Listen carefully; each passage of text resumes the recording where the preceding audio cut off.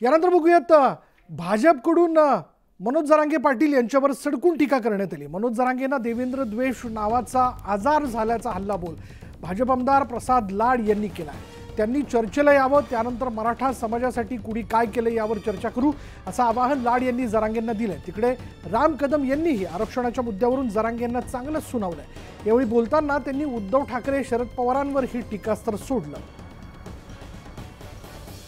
त्यामुळे आता थेट भाजपकडनं प्रसाद लाड यांनी मनोज जरांगेंवरती जोरदार टीका केली आहे। त्यांनी असं म्हटलंय की देवेंद्र द्वेष नावाचा आजार जो आहे तो जरांगेंना जडलाय आणि ही टीका करत असताना त्यांनी थेट शरद पवारांवरती देखील टीका केलेली आहे।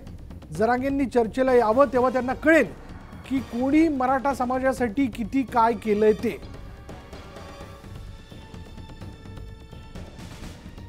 त्यामुळे आता या टीकेनंतर मनोज जरांगे यांच्याकडनं काय उत्तर दिलं जातंय, त्यांच्याकडनं काय प्रतिक्रिया येते हे बघणं महत्त्वाचं ठरेल।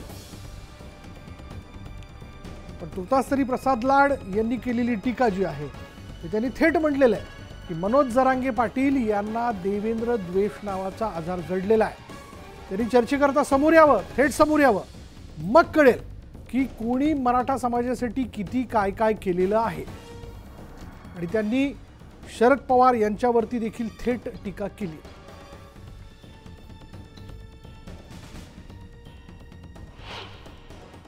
जरांगे पाटील साहेब देवेंद्रजींचा नाव घेऊन द्वेष करतायत।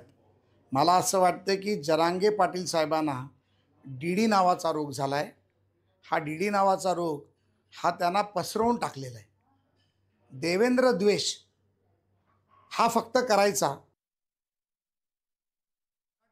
दिलेलं आरक्षण कोर्टात टिकवण्याचं काम जन्मान ब्राह्मण असलेल्या माननीय देवेंद्र फडणवीस साहेबांनी केलं। काय अपराध आहे त्यांचा? अपराध जर कोणाचा असेल तर श्रीमान उद्धव ठाकरेंचा आहे। त्यांच्या कर्तव्य शून्यतेमुळे त्यांना ते कोर्टात टिकवता आलं नाही। अपराध जर कोणाचा असेल तर माननीय शरद पवार साहेबांचा आहे। तीनदा मुख्यमंत्री असून त्यांना मराठा समाज का ठेवला नाही?